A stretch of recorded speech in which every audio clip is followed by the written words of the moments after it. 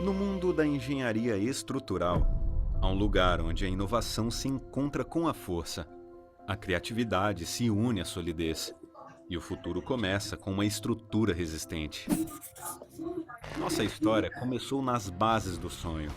Há décadas, visionários se uniram para transformar a ABS, um movimento que mudaria a engenharia estrutural brasileira. Somos uma comunidade de engenheiros idealistas, movidos pela paixão por desafios complexos, pela sede de conhecimento e pela determinação de enfrentar o extraordinário. Fizemos um pacto com o futuro para conectar talentos, para impulsionar o presente e para traçar um caminho onde a inovação nunca conhece limites. A força da nossa união é o que nos diferencia. É o compartilhamento de conhecimento, a colaboração e a paixão que nos tornam incomparáveis. Aqui, acreditamos que cada projeto de estrutura é uma peça vital, uma sustentação para os sonhos, as inovações e as conquistas. Nossos membros desfrutam de benefícios concretos, desde conhecimento de ponta até oportunidades de desenvolvimento que iluminam o caminho. Hoje, adotamos um novo lema. Juntos, encontramos melhores soluções. São mais do que palavras. É o nosso compromisso de enfrentar desafios complexos, de mãos dadas. Nosso legado está vivo. Nossa jornada é emocionante e o futuro é brilhante. Continuaremos a moldar a engenharia estrutural e a inspirar as próximas gerações. Na ABS, somos mais que uma associação. Somos uma comunidade de profissionais apaixonados. Junte-se a nós e faça parte de uma jornada construtiva. Juntos, encontramos melhores soluções.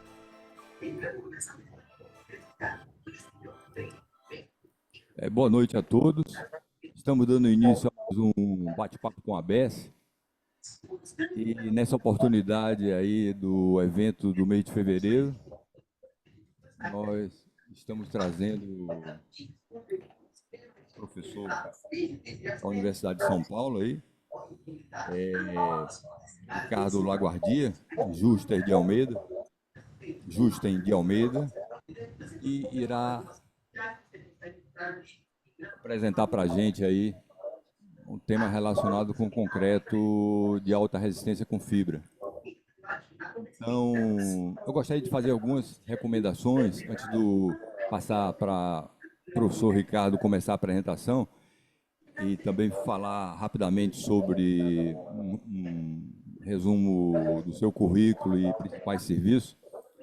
Eu gostaria de solicitar que todos estivessem com os microfones e as câmeras desativados aí na barra do Zoom, para que a gente possa ter uma transmissão mais estável, né? Eu ainda estou ouvindo aqui um fundo de voz, assim, tá, tem algum microfone aí que não está desativado. E de forma melhorou sensivelmente.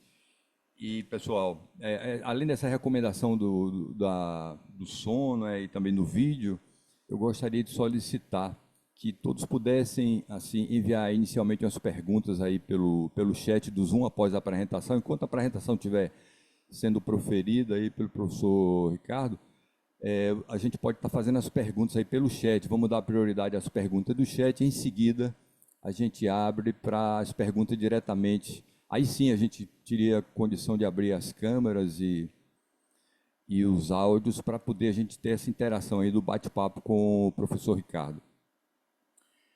O professor Ricardo Laguardia Justen de Almeida possui graduação e mestrado em Engenharia Civil pela Universidade Federal de Viçosa, UFV, e doutorado em Engenharia Civil pela Universidade Federal de São Carlos, UFSC, na qual desenvolveu sua tese acerca do comportamento mecânico do concreto de alta resistência reforçado com fibras. Também foi gerente de engenharia na Universidade Federal de Alfenas, na qual era responsável pela elaboração de projetos estruturais em concreto armado e pela fiscalização de todas as obras da instituição. Participou de avaliações técnicas de diversos projetos em concreto armado, em que era responsável pela modelagem e verificação de dimensionamento dos elementos estruturais. Atualmente, o professor Ricardo é professor adjunto da Universidade Federal de São Carlos, responsável por ministrar disciplinas relacionadas às estruturas de concreto e mecânica estrutural. Tem experiência na área de projetos estruturais em concreto armado, concreto reforçado com fibras, modelagem computacional de estruturas mistas de aço e concreto, acompanhamento e fiscalização de obras públicas e avaliação técnica de projetos de estrutura de concreto armado. Então, pessoal, esse é um resumo do currículo aí, dos principais serviços e formação acadêmica do professor Ricardo, e a quem eu, com muito prazer e agradecendo antecipadamente a sua disponibilidade de estar aqui conosco, fazendo essa apresentação para o bate-papo com a BES de fevereiro, vou passar a palavra para o professor Ricardo para começar a sua apresentação, compartilhar a tela e começar. Valeu, professor Ricardo, é com você agora. Muito obrigado, Adelson. Deixa eu compartilhar a tela aqui.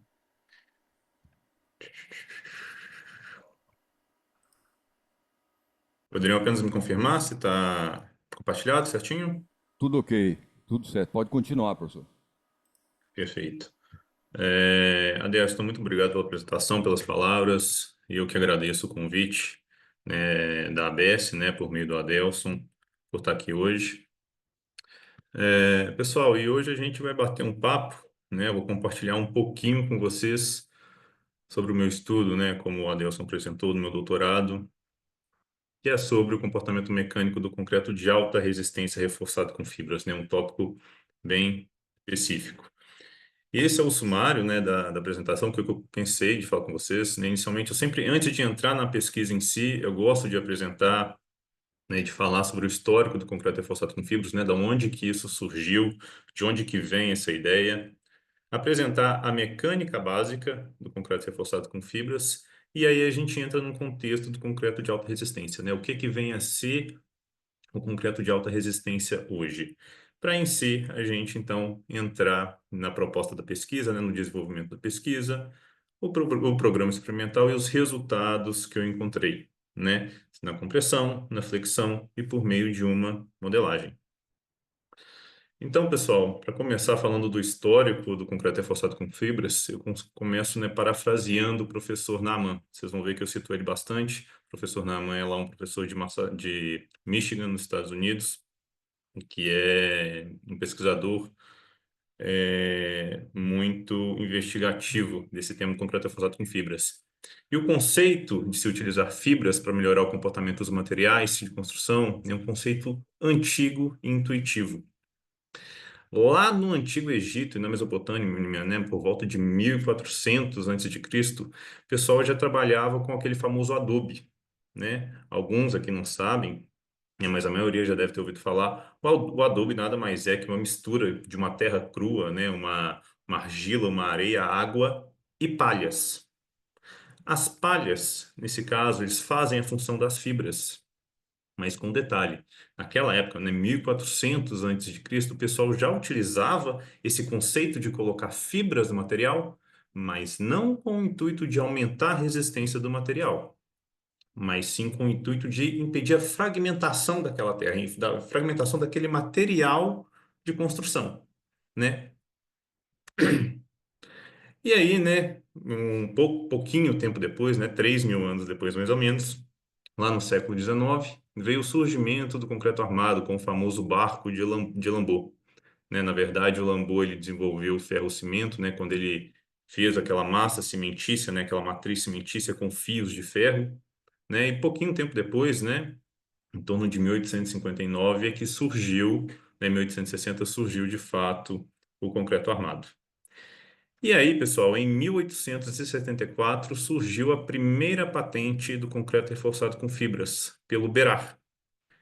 E nessa patente ele colocava resíduos granulares de ferro, né? Como o pessoal viu, né, já lá em 1400 a.C., o pessoal já utilizava palha, né, para reforçar, e, né, já era um conceito intuitivo, como o próprio Naaman diz, por que não colocar isso no concreto após a descoberta do concreto? Então, veja, né, se o concreto armado foi desenvolvido lá em 1860, pouco tempo depois, né, 15 anos depois, o pessoal já existia a primeira patente do concreto reforçado com fibras, pelo Berard. E aí a gente vê que, né, ao longo dos anos, né, a gente tem outras patentes que foram publicadas também, nos Estados Unidos, né? Uma em 1912. Deixa eu só... Opções de ponteiro. Uma em 1912. Opa, volta aqui. Opções de ponteiro, caneta. Aqui. Uma em 1912 e outra em 1920. Em 1920, pessoal, olha só. 100 anos atrás, a gente já tinha fibras de aço torcidas, né? Fibras parecidas com as que a gente tem hoje, inclusive. Só que por que que a gente foi estudar isso só hoje? O que que aconteceu? Então, como que a gente pode fazer o histórico do concreto reforçado com fibras? Essa linha do tempo do concreto reforçado com fibras pode ser dividida em dois períodos. O primeiro deles, né, chamado de período de dormência, né, são os primeiros desenvolvimentos ou os desenvolvimentos pioneiros, é um chamado de período de dormência. O que que acontece nesse período? Já mostrei para vocês, né, que a gente tivemos várias patentes, várias fibras sendo desenvolvidas. Só que o que que acontecia, pessoal? Quando eles publicavam, né, quando eles descobriam essas novas fibras, a ideia principal, né, eles prometiam que ia aumentar a resistência do material, ia aumentar a resistência do concreto. Mas não é isso que era, não era isso que acontecia. E o que que acontece? O pessoal não comprou, a população, as empresas, os pesquisadores não compraram essa ideia. Mas por que que eles não conseguiram comprovar isso, pessoal? Por que que eles não obtiveram sucesso? Pelo seguinte motivo. Quando você pega lá, né, a partir de 1874, quando começaram as primeiras patentes do concreto reforçado com fibras, né, seja a patente do material, seja a patente do processo de produção, seja a patente da própria fibra, naquela época eles pegavam simplesmente uma viga, né, de concreto armado, né, naquela época não existia prensas e tudo mais, eles pegavam e iam empilhando sacos de areia sobre a viga. Então colocava um percentual de fibra no material e colocava saco de areia. Rompia, anotava a carga máxima. Depois colocava mais fibra no material, chegava lá, colocava saco de areia e rompia. Era esse o mecanismo que eles tinham na época para avaliar a resistência do material. Só que o que estava acontecendo, pessoal? Eles chegavam sempre nesse ponto A, nessa carga máxima, né? Quando, na verdade, o que eles estavam obtendo na época eram esses comportamentos aqui, né? Um comportamento C1, um comportamento C2 e um comportamento C3 e até mesmo um comportamento C4, né? Quando eles estavam adicionando fibras na viga e pegando apenas a resistência máxima que ela atinge, eles estavam obtendo diferentes curvas, né, carga e deslocamento, mas eles não obtinham, né, um aumento na resistência. Então o pessoal não comprou a ideia da fibra. Falou, essa fibra não funciona. Vamos pesquisar outra coisa. Só que, na verdade, o que eles estavam obtendo eram diferentes curvas. O que eles estavam obtendo era tenacidade, capacidade de absorção de energia. O que que acontece, pessoal? Esse ensaio, né, é um ensaio que a gente chama simplesmente um ensaio por controle de carga, né? Em que é simplesmente o que a gente tem ali capturado durante o ensaio é a resistência máxima do meu elemento.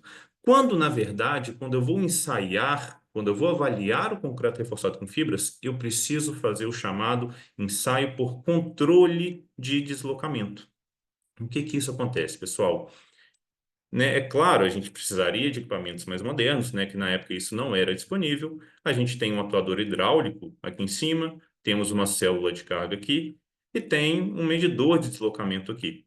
A gente impõe um deslocamento na viga, né? Uma taxa de deslocamento que seja constante e vamos, né? Capturando, vamos marcando, vamos gravando o toda a carga, né? Carga em cada ponto. E aí, por meio desse tipo de ensaio aqui, a gente consegue obter essas curvas aqui, ó. E por meio desse ensaio que a gente consegue observar claramente a principal contribuição das fibras no concreto armado. Uma outra forma, né, que a gente pode obter, né, um outro tipo de curva, seria esse tipo de curva aqui embaixo, em que a gente tem o famoso comportamento de hardening, né? Enquanto aqui em cima, eu vou chegar lá um pouquinho mais para frente, enquanto aqui em cima, naquela época, o pessoal só tinha o comportamento de softening, Aqui embaixo, a gente poderia até obter um comportamento de hardening. Um comportamento de hardening, pessoal, olha lá, quando a gente pega esse ponto A aqui em cima, é o mesmo ponto A aqui embaixo, quando a gente adiciona a fibra, a gente pode ter um pouco de ganho de resistência, mas o principal que a gente obtém é a tenacidade. Mesmo assim, se eles estivessem obtendo algo desse tipo aqui, ó, um ganho de resistência, as resistências seriam iguais. E mesmo assim, eles não conseguiam enxergar o principal ganho da fibra no concreto, certo? Então, por que que eles não obtiveram sucesso? Necessidade de estudos mais aprofundados acerca da mecânica dos materiais compósitos, especificamente do concreto reforçado com fibras, instrumentação de experimentos, né? O que que exatamente eles tinham que instrumentar, o que exatamente eles tinham que medir para avaliar a contribuição da fibra no material, falta de tecnologia e equipamentos, tudo isso aliado também ao custo alto das fibras, né? E aí, pessoal, faltou, né, principalmente conhecimento científico para identificar os benefícios mais importantes da adição de fibras ao concreto. Aumento de tenacidade, capacidade de absorção de energia, ductilidade e resistência ao impacto. Tudo isso, pessoal, está atrelado. Não adianta a gente falar de concreto com fibra sem falar de tenacidade, né, absorção de energia, ductilidade. Porque esses são os principais benefícios que a fibra traz. Tá? A gente pode ter sim, claro, a gente tem exemplos hoje de um ganho de resistência com as fibras, mas o principal benefício não é a resistência. O principal benefício é a tenacidade, do que ela proporciona para o material, a capacidade que o material tem de se deformar. Beleza. Então a gente, né, teve esse primeiro período, né, que o professor Naman chama de período de dormência, né, em que a gente teve os primeiros desenvolvimentos que o mercado, as empresas na época não comprou né, a ideia da fibra, de adicionar fibra no concreto, porque eles não viram grandes ganhos. E aí, em 1960, né, especificamente em 1963, a gente teve o primeiro estudo científico de Romuald Batson e Mandel, em que ele trouxe no estudo, né, um ganho de resistência proporcionado pela adição de fibras no concreto, mas ele também aliou o que ele chama de resistência de fratura, uma tenacidade. Esse estudo lá de 1963 que foi pontapé inicial para impulsionar tudo que a gente tem até hoje. E aí vieram, né? Aí o pessoal começou a estudar os mecanismos de reforço da fibra, começou a estudar, né, entender o papel da aderência fibra matriz cimentícia, começou a entender o compósito, né, o material compósito, concreto reforçado com fibras, como dois materiais constituintes, a matriz cimentícia e a fibra, e o comportamento conjunto desses materiais. E aí, né, desenvolveu tudo o que a gente tem até hoje. Aí, pessoal, a gente tem hoje inúmeros tipos de fibras, fibras de diferentes materiais, fibras de aço, fibras minerais, fibras naturais, fibras sintéticas, fibras de aço, nos diferentes formatos, com diferentes ancoragens, diferentes comprimentos, geometrias. Então, tudo que a gente tem até hoje, o pontapé inicial foi, né, esse estudo lá em 1963, do Romuald, em que ele propôs que a tenacidade seria um ganho da fibra. E aí a gente chega no que tem hoje. Beleza. E aí a gente entra agora na mecânica básica do concreto reforçado com fibras. O concreto reforçado com fibras, pessoal, nada mais é, hoje, né, uma definição do CRF, é um material compósito constituído por duas fases. Fibras descontínuas, é importante a gente falar isso, né? A gente tem fibras contínuas também na literatura, que é um outro tipo de reforço, né? Mas aqui a gente trabalha sempre com fibras descontínuas, que elas vão ser adicionadas ao concreto para conferir ductilidade e para controle de fissuração. E aí é importante o seguinte, quando a gente fala de material compósito, o concreto por si só já é um material composto, né? Ele é composto lá por cimento, água, por agregados, né? Por outros materiais, aditivos. Ele por si só é um material compósito. Mas aqui no contexto do concreto reforçado com fibras, a gente considera, né, o compósito como duas fases. O concreto é uma delas, né, que é a matriz cimentícia, e a fibra vai ser o outro compósito, vai ser o outro material constituinte. A interação entre os dois forma o concreto reforçado com fibras. Essa interação fibra-matriz, pessoal, é como se fosse algo equivalente à aderência que a gente tem no concreto armado. A aderência que é fundamental para o concreto funcionar em conjunto com as barras, né? É como se fosse essa equivalente. A gente precisa dessa aderência concreto-armadura contínua, né? As minhas armaduras passivas ou ativas, para a gente ter o trabalho em conjunto do concreto armado, a gente precisa ter a interação matriz-fibra para formar o nosso compósito. E as fibras, né? As fibras elas vão ser um material de formato linear, né? Cortado longitudinalmente em comprimentos uniformes, fibras descontínuas. E outro ponto muito importante que elas não podem se degradar quando submetidas ao meio alcalino, que é o que acontece no interior do concreto, né? Se elas se degradam, elas não vão proporcionar nenhum tipo de reforço ao material, né? Aqui eu coloquei alguns exemplos de fibra de aço, fibra de vidro e fibras poliméricas. Na interação fibra-matriz, né, a gente destaca três. Falei da matriz, falei da fibra e agora da interação. A gente tem a adesão física e química e a gente tem também um atrito entre a fibra e a matriz. Essas duas primeiras parcelas, elas vão apresentar pequenas contribuições para essa interação. E a principal, pessoal, vai ser a ancoragem induzida pela geometria da fibra. Qual tipo de ancoragem? Aqui eu destaco duas. A gente tem, por exemplo, o gancho, né, na extremidade da fibra. Esse gancho que proporciona uma ancoragem melhor, né, matriz fibra.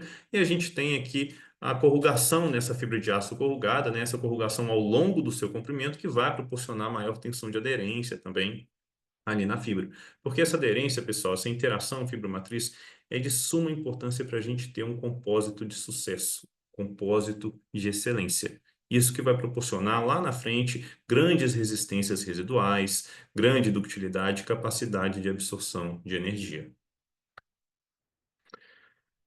A principal função das fibras, então, pessoal, ela vai ocorrer sempre na fase pós-fissuração, como eu disse para vocês. Ela vai proporcionar tenacidade, ductilidade, capacidade de absorver energia. Então, elas vão atuar na fase pós-fissuração. A partir do momento que a matriz cimentícia atingiu a sua resistência limite, o carregamento ele é, então, transferido para as fibras. As fibras vão desempenhar o seu papel agora. E aí, o que que acontece? Elas podem reduzir concentração de tensões, né, sempre em alguma extremidade de alguma fissura. A gente tem essas linhas, essas trajetórias de tensão representadas por essas linhas azuis. E quando a gente adiciona fibra no material, essas fibras elas vão criar pontes de transferência de tensão, né, entre as faces da fissura. E isso a gente acaba reduzindo esse ponto de tensão. E aí elas conseguem, então, retardar a progressão de fissuras e impedir, né, na verdade, minimizar a velocidade de abertura de uma fissura. O comportamento mecânico do concreto reforçado com fibra para fim de projeto, ela depende de dois parâmetros principais: resistência à compressão do concreto e a resistência residual à tração pós-fissuração. Falando aqui no contexto brasileiro, né, a gente trabalha aqui a norma técnica, vou falar sobre isso, a norma técnica brasileira, né, as que foram publicadas lá em 2021, elas foram baseadas na norma europeia, em que a gente define a resistência residual à tração pós-fissuração. A resistência à compressão do concreto reforçado com fibras, a gente avalia conforme o concreto convencional. E a resistência residual à tração pós-fissuração, a gente tem diferentes métodos prescritos na literatura e diferentes normas técnicas, né? Temos a norma europeia, a norma brasileira, que serve a norma europeia, temos a norma americana, temos a norma japonesa, temos diferentes métodos. O que que acontece quando eu adiciono fibras na compressão? Vou mostrar os resultados da pesquisa para vocês, mas já é esperado que, né, a gente não vai ganhar resistência quando a gente adiciona fibras no concreto, resistência à compressão. O que a gente sempre vai ganhar, mais uma vez, é a tenacidade e a ductilidade. Então, aqui a gente tem dois exemplos, claro, né? No concreto simples, né, que eu chamo normalmente concreto convencional, ou a resistência convencional, até em torno de 40, 55 MPa. Aqui a gente tem, em vermelho, o concreto simples, e aqui em azul a gente vê que a curva ela vai se alargando, né? Ela vai ganhando capacidade de se deformar. E o mesmo acontece no concreto de alta resistência. Na medida que eu aumento a quantidade de fibra no meu material, o meu trecho pós-pico vai ficando cada vez menos íngreme, né? Ele vai ganhando tenacidade, né? E quando eu falo tenacidade, pessoal, né? Acabei pulando essa parte. Quando eu falo em tenacidade, né?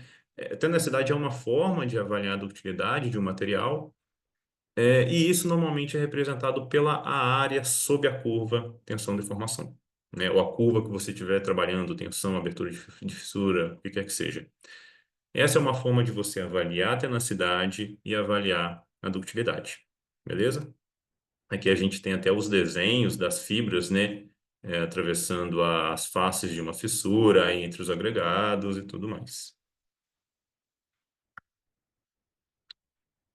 Aqui, então, está aqui mostrando para vocês, né, a área sob a curva, né, que vai ser uma forma para avaliar a ductilidade do concreto reforçado com fibras, né?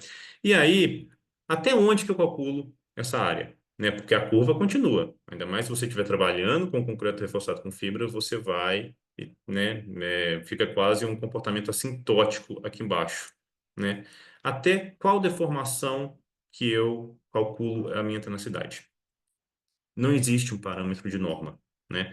Usualmente, o que se tem na literatura, os estudos, eles trabalham até uma deformação de 1,5%, ou seja, 15 por mil. Olha para você ver, né? A gente trabalha, né, deformação última no concreto para fins de dimensionamento, ela é 3,5 por mil. Então, esse é um parâmetro, até o pessoal tá onde costuma trabalhar com uma tenacidade na compressão, calcular a tenacidade na compressão, tá? Quando eu falo de tenacidade, vocês vão me ouvir falar muito ao longo dessa apresentação, né? Porque é o principal benefício da fibra. Pessoal, a tenacidade às vezes é uma propriedade que é difícil de enxergar, porque não está diretamente no processo. Ela não existe um parâmetro, quer dizer, ainda não existe um parâmetro de tenacidade no processo de dimensionamento, no processo de cálculo, né? Não existe. Mas isso, né, a tenacidade é um parâmetro super importante nas estruturas, justamente pelo fato, por essa capacidade né, de dissipar uma energia. Por isso que é interessante uma resistência ao impacto, você colocar fibras. Porque quando você coloca fibras, você aumenta a tenacidade, você tem essa capacidade de dissipar energia devido ao impacto, né? Em solicitações dinâmicas, né, cíclicas, em regiões sísmicas, por exemplo, né, quando você proporciona essa capacidade de absorção de energia no elemento estrutural, ele consegue se deformar e consegue absorver essa energia, consegue se deformar bastante até ele sofrer a ruptura. E isso é importante para nós projetistas, né, é, em função da segurança também, né, dar sempre aquele aviso prévio. Uma outra forma também de avaliar a tenacidade, né, como eu falei para vocês, é medir a inclinação do meu trecho pós-pico. Quanto menos íngreme, né, quanto mais próximo de um comportamento elastoplástico perfeito tiver, mais dúctil vai ser o meu material, né? Isso foi uma metodologia proposta também lá por Carneiro. Eles mediram a inclinação da reta pós-pico para verificar da descida, né, pós-pico no diagrama tensão-deformação para avaliar a contribuição das fibras, para avaliar a ductilidade. E aqui a gente tem claramente, né, o concreto reforçado, o concreto convencional, né, sem fibras, e essa linha aqui com o triângulo, né, o concreto reforçado com fibras de aço.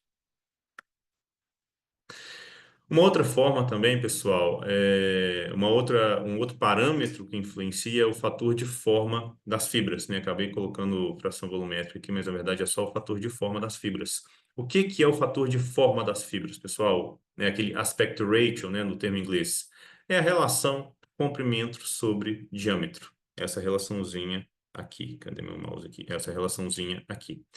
Quanto maior o meu fator de forma da fibra, mais maior vai ser a minha tenacidade. A gente tem aqui, né, o L sobre D igual a 83, a gente tem maiores tenacidades para essa curva aqui.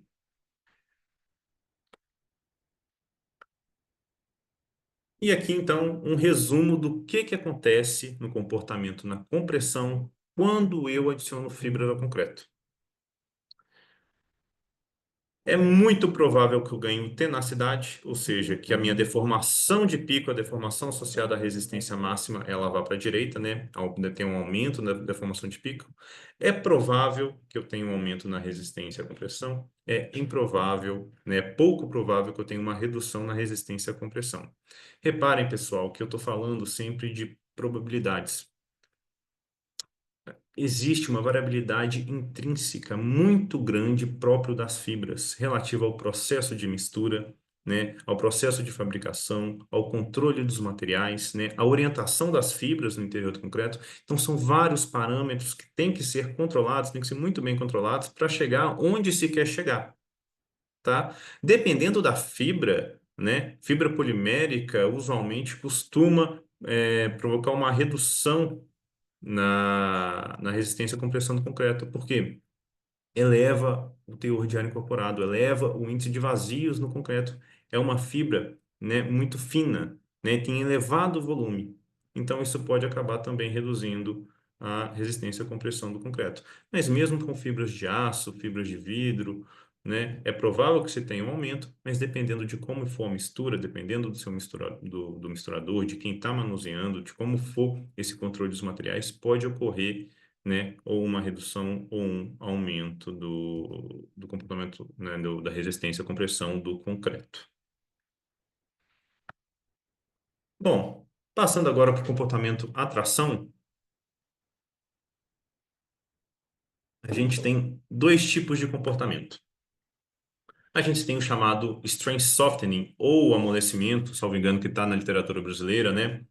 Mais conhecido como softening. O que que é o softening?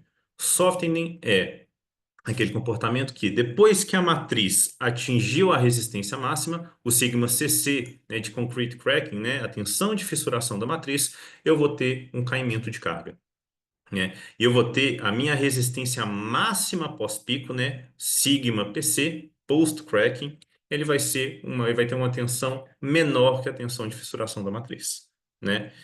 Esse comportamento ele é caracterizado também, né, por uma fissura única, uma fissura localizada no meu material, tá?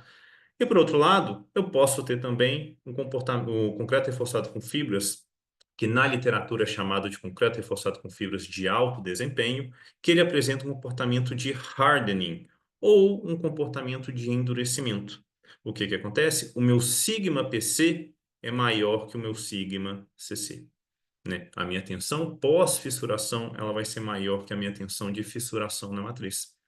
E isso, né, é um comportamento ideal para o nosso compósito. Porque o meu corpo de prova, olha o que acontece, ele fica todo fissurado. Múltiplas fissuras que eu vou ter no meu corpo de prova.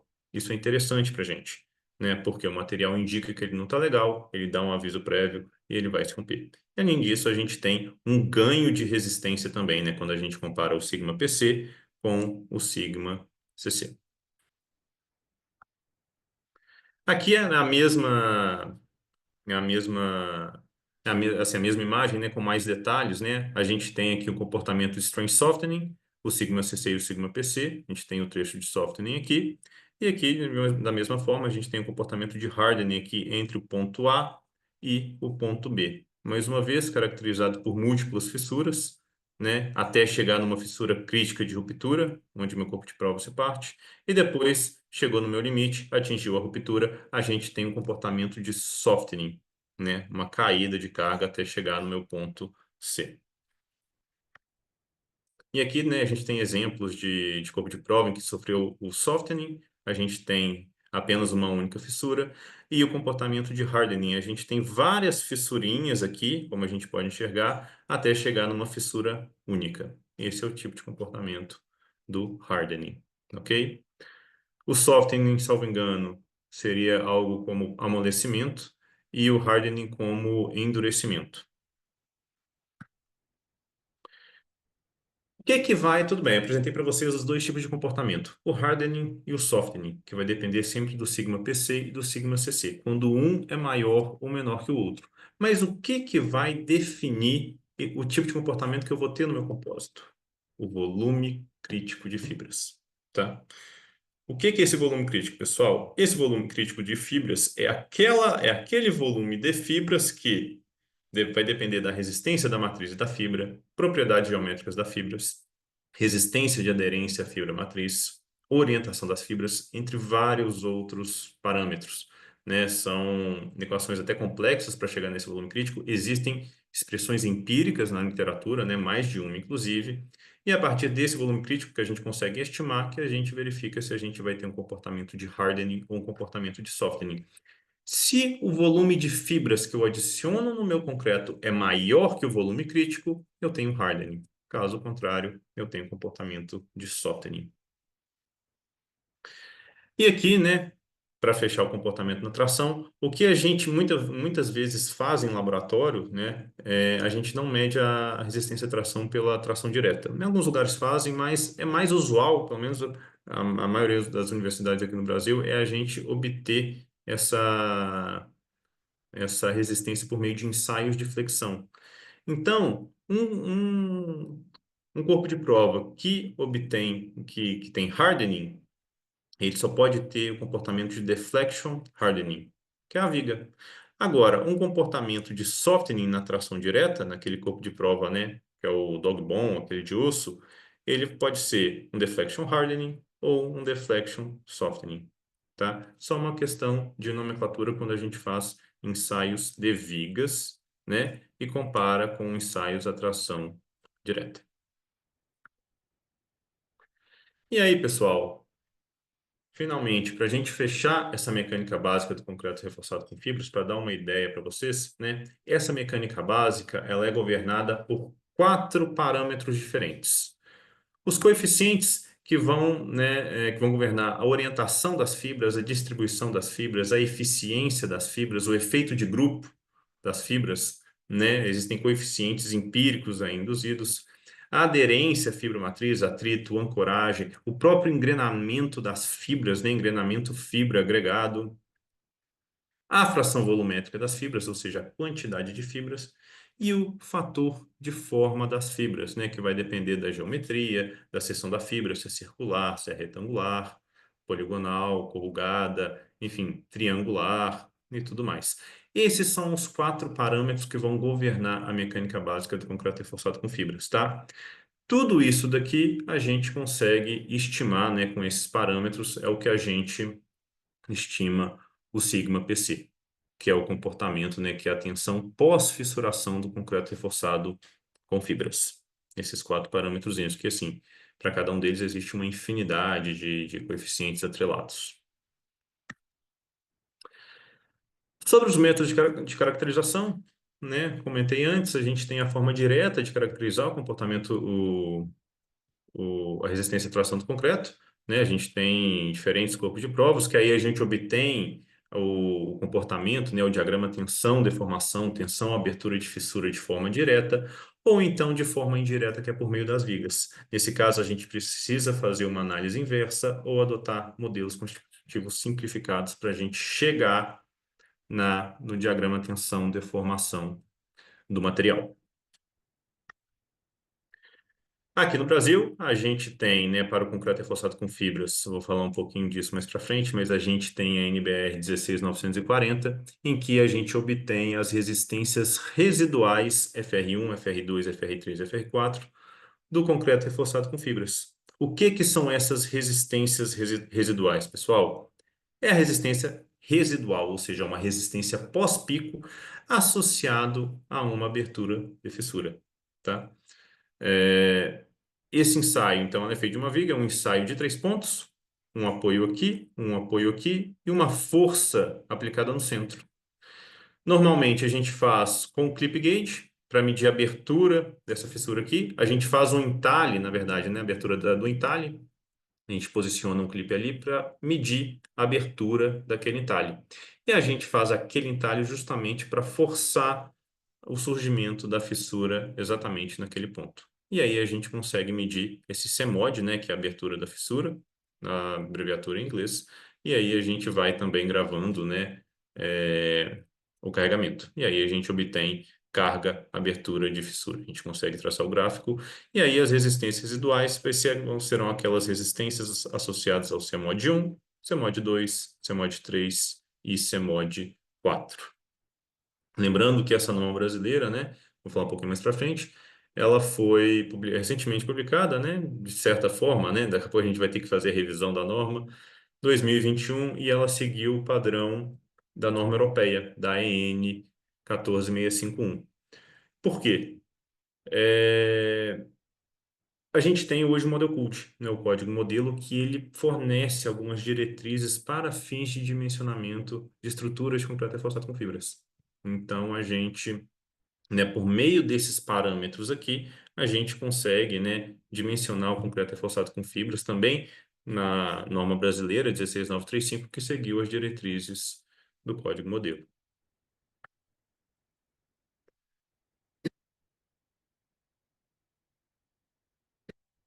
E aí, pessoal?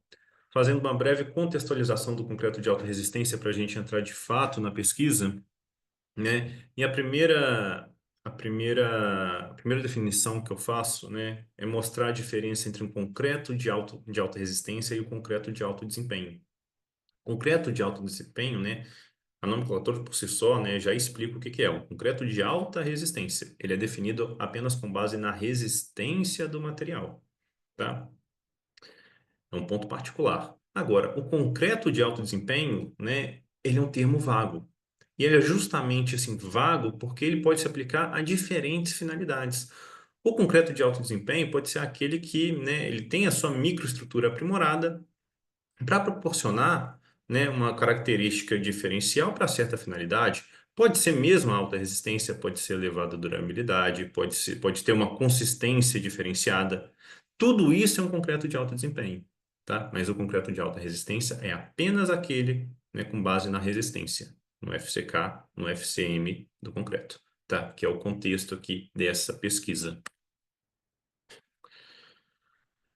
Tudo bem. E o que é o concreto de alta resistência? A definição do que é o concreto de alta resistência, ela sofreu, né, ao longo dos anos, né, é natural, né, sofreu várias alterações ao longo dos anos devido ao desenvolvimento contínuo dos materiais de construção. Cada dia que passa, a gente consegue chegar numa resistência mais alta de forma cada vez mais fácil. Os materiais de construção, de modo geral, né, a gente consegue maior acesso, eles têm mais qualidade, a gente tem cimentos melhores, né? Então, essa definição ela vem acompanhando junto com a evolução dos materiais de construção.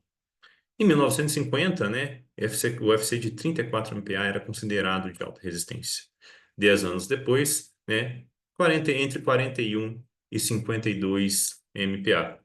1970, a gente já conseguia fazer o concreto de 62 e 83 MPa.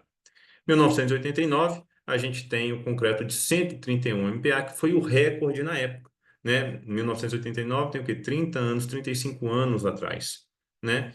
Foi o edifício 2 Union Square, em Seattle, nos Estados Unidos. 131 MPa.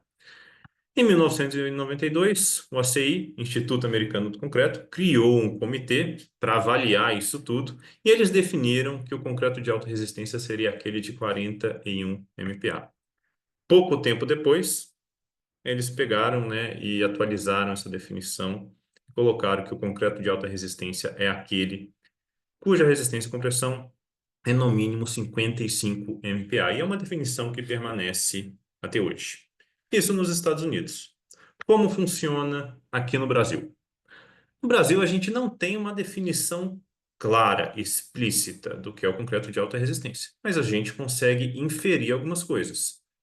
A NBR 8953, ela define dois grupos com base na classe de resistência.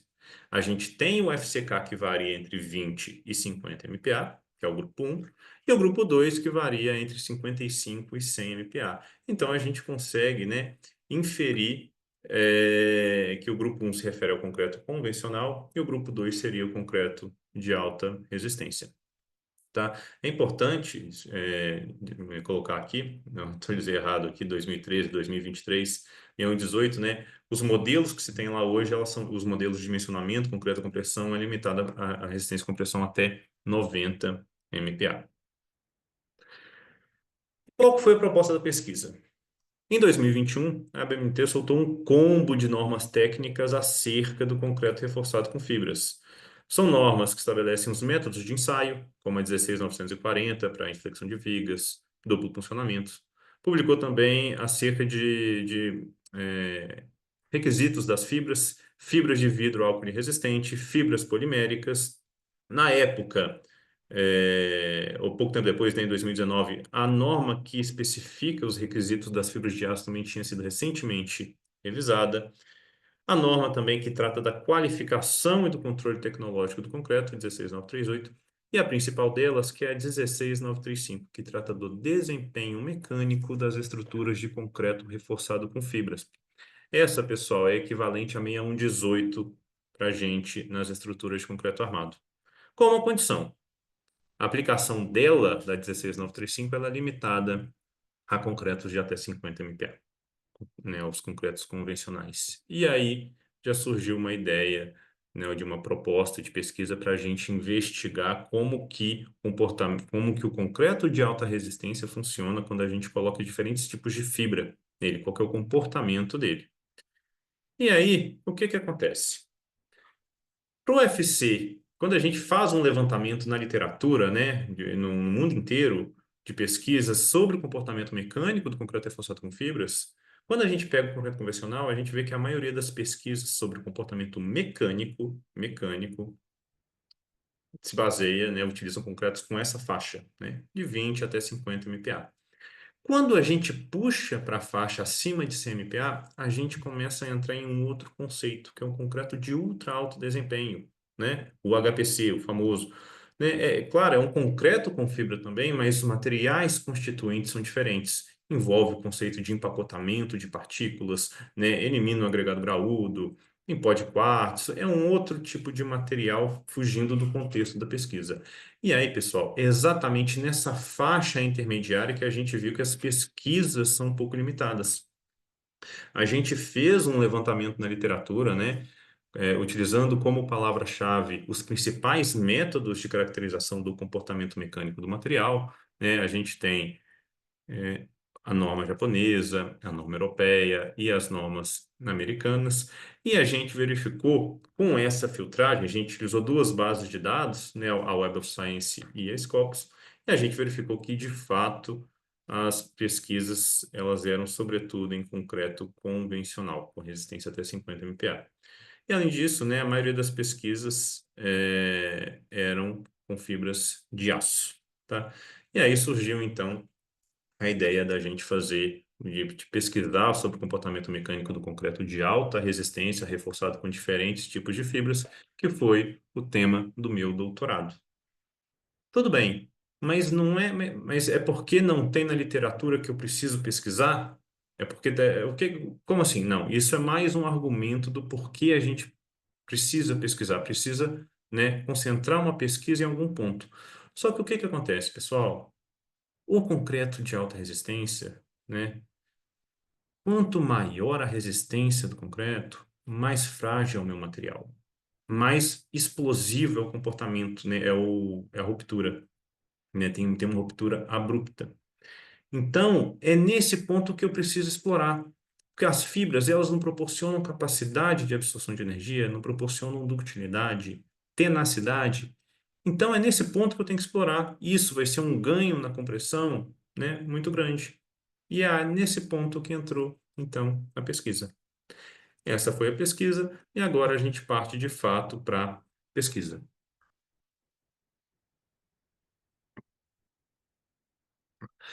Aqui é o planejamento experimental. A gente utilizou duas resistências à compressão do concreto, um concreto de 60 MPa e um concreto de 90 MPa. Três frações volumétricas, 0,50, 0,75 e 1%, e a gente utilizou 6 tipos de fibra para avaliar o comportamento do material. Duas fibras de aço, duas fibras de vidro e duas fibras poliméricas. Aço com gancho, aço colgada, uma fibra de vidro pultrudada, fibra de vidro filamentada, fibra polimérica monofilada e uma fibra polimérica torcida. Como que ficou esse planejamento, pessoal? A parte de 60 MPa foi delimitada como grupo 1, não confunda, não tem nada a ver com aquele grupo 1 e grupo 2 da NBR 8953, questões de nomenclatura. 60 MPa foi o grupo 1 e 90 MPa foi o grupo 2. Para o grupo 1, a gente estudou os 6 tipos de fibra, e para o grupo 2, né, cada uma delas nas 3 frações volumétricas, e para o grupo 2, a gente estudou apenas 3 tipos de fibra. Uma de aço, uma fibra de vidro e uma fibra polimérica monofilada. Cada uma delas também nas 3 frações volumétricas. E o que a gente avaliou? Comportamento na compressão e o comportamento na tração por meio dos ensaios de flexão. Aqui está todo o planejamento experimental. Então, quando a gente faz todo aquele delineamento, a gente chega no total de 29 traços, né, que a gente teve que fazer ensaio de compressão por controle de deslocamento, os ensaios de flexão. E cada um desses traços a gente também, né, avaliou as propriedades do concreto no estado fresco. Consistência, teor de ar incorporado e densidade. Os materiais que a gente utilizou para a confecção do concreto: cimento CP5 de alta resistência inicial, areia média, o agregado graúdo, né, a gente usou a brita zero, isso é muito importante, né, compatibilidade dimensional para as fibras, silicativa e um super plastificante. Toda a caracterização dos materiais foram feitas, né, granulometria da areia, granulometria da brita, né, fizemos determinação da densidade, tudo para a gente chegar nos parâmetros, para a gente então poder obter o meu traço. Para o grupo 1 e para o grupo 2, né, a gente tem uma elevada quantidade de cimento, né, 450 quilos por metro cúbico para o traço para o grupo 1 e 500 quilos por metro cúbico para o grupo 2. Né, além disso, a gente utilizou a sílica ativa, né, apenas para o grupo 2. E como que foi feita essa produção, né, do concreto com fibras? A gente, né, primeiro preparava toda a betoneira, tem algum misturador, a gente adicionava, a gente umedecia toda ela, adicionava cerca de 80% da água, todo o agregado graúdo, a gente então esperava umedecer todo o agregado graúdo, adicionava-se então a cimento e a sílica em pó, quando for o caso, no caso do grupo 2. A gente misturava por cerca de 30 segundos a 1 minuto, adicionava então toda a areia, o agregado miúdo, e por fim adicionava-se as fibras. E aí a gente adicionava o superplastificante com o restante da água, misturava por cerca de 3 minutos. Fazia a consistência, né, tirava o slump, se o slump não tivesse adequado, a gente voltava, misturava mais um pouco, colocava mais um pouquinho de superplastificante, até ajustar um slump, né, a gente tentou ajustar um slump em torno de 12 centímetros. Aqui tem fotos, né, tirando a consistência. E um parâmetro muito importante, pessoal, é o teor de ar incorporado, que a gente tirou também, né? A gente comprou esse equipamento para avaliar o teor de ar incorporado, por quê? Quando você adiciona fibras ao concreto, isso, um dos motivos pelos quais a resistência à compressão do concreto pode ser reduzida é devido ao ar incorporado, devido à adição de fibras. Então, isso foi tudo muito bem controlado para todos os traços. A gente limitou um teor de ar incorporado de 3%, né? Fizemos concreto, teor de ar incorporado superou esse valor, descartava o concreto. E era muito concreto jogado fora. Os moldes utilizados, todo o adensamento foi realizado em mesa vibratória, né? Aqui a gente tem os cilindros e temos os prismas aqui, né? As vigas para o ensaio de flexão.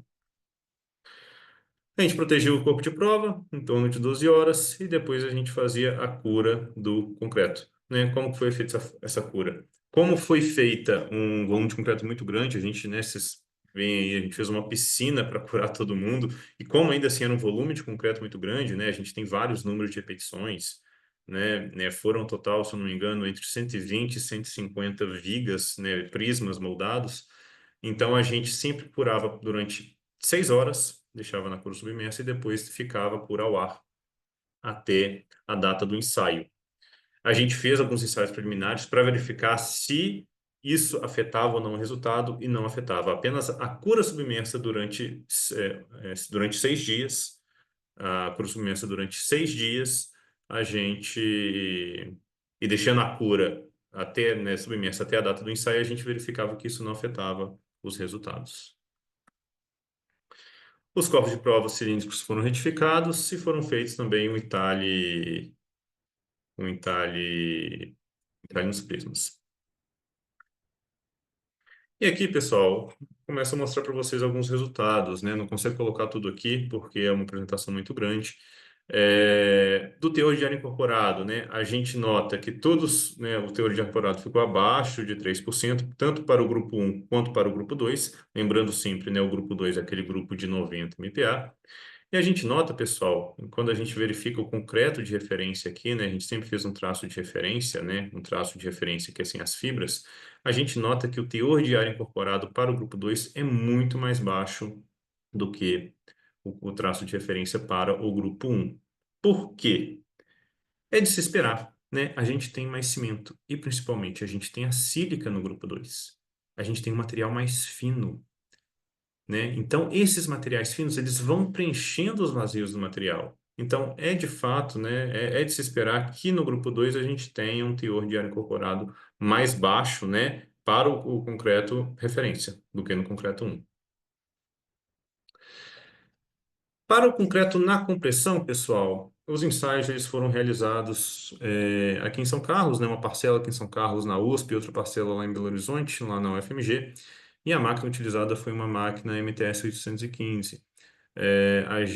Essa máquina é uma máquina para mecânica da rocha, tá? Mecânica de rocha, porque a gente precisava, devido ao tamanho do cilindro, né? Ao tamanho do diâmetro e também devido à elevada resistência do material.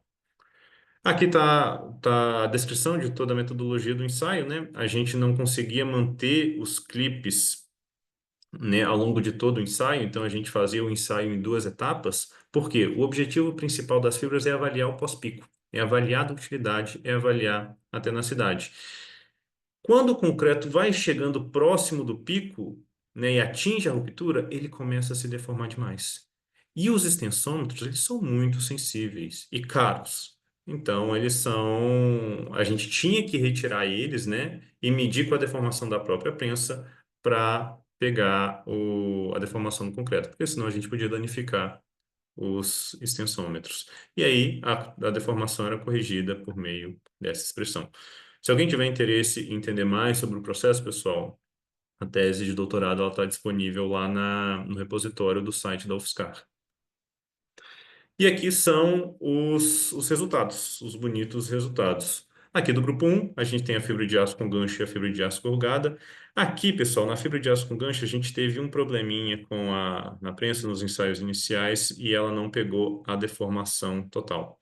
Aqui eu estou trabalhando com tensão normalizada e deformação normalizada, justamente para a gente avaliar o ganho que a gente tem na ductilidade com esse tipo de fibra, tá? Na fibra de aço com gancho, isso não ficou muito claro né, em função desse problema com a máquina. Na fibra de aço corrugada, pessoal, o ganho é nítido. Esse aqui, né, o mais baixinho, que vai estar em todos os gráficos, é o meu traço de referência, e a gente vê o ganho que a gente tem na tenacidade quando a gente adiciona fibras no concreto. Na medida que a gente aumenta a quantidade de fibras, a gente tem um aumento da tenacidade. Cada vez mais a minha curva pós-pico ela vai ficando menos íngreme, né? E isso é o ganho da adição de fibras ao concreto. As fibras de vidro elas têm um ganho menor do que quando comparadas com a fibra de aço. A fibra de vidro filamentada, então, ela não teve tão bons desempenhos quanto as outras fibras. A fibra de vidro pultrudada, ela teve um desempenho surpreendentemente bom, tá? Muito bons. Muito parecido com a fibra de aço corrugada. A fibra de vidro estava sendo desenvolvida, né? E estavam caracterizando a fibra, então inclusive, de testar o desempenho da fibra. E as fibras poliméricas. As fibras poliméricas, a gente nota que para 0,50% e 0,70%, a gente tem valores muito próximos, né? Curvas muito próximas, enquanto para 1% a gente tem uma tenacidade maior.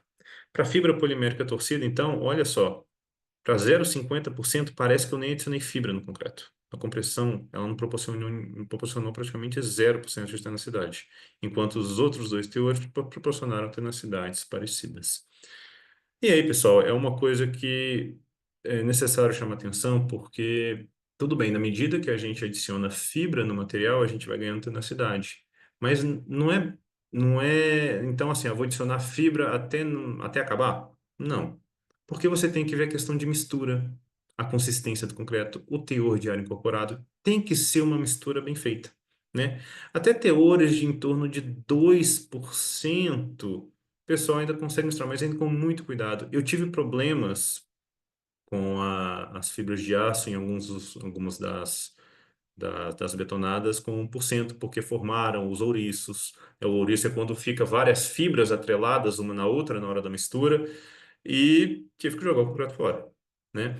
As fibras de aço com gancho, elas eram ainda coladas, né? Elas eram coladas por uma cola hidrossolúvel, porque eram vários pentes de colas, né? Vários pentes de fibras. Essa cola hidrossolúvel, quando entra em contato com a água de amassamento, né? Ela se dissolve para, né, para melhorar a dispersão das fibras, né? Distribuir melhor as fibras na massa e concreto. E mesmo assim, em algumas das misturas a gente teve problema com 1%.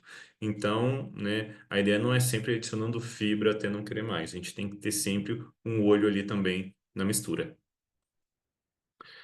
E aqui, pessoal, só alguns, né, resultados do grupo 1 para a resistência à compressão. Isso aqui é uma análise estatística que foi feita com todos os resultados, né? As colunas que compartilham da mesma letra é porque elas não são estatisticamente, né, significativamente diferentes, né? Então a gente vê que a fibra de vidro filamentada, a fibra de vidro pultrudada e a fibra polimérica monofilada, todas elas, a adição de fibras reduziu a resistência à compressão do concreto, né, com a adição de fibras.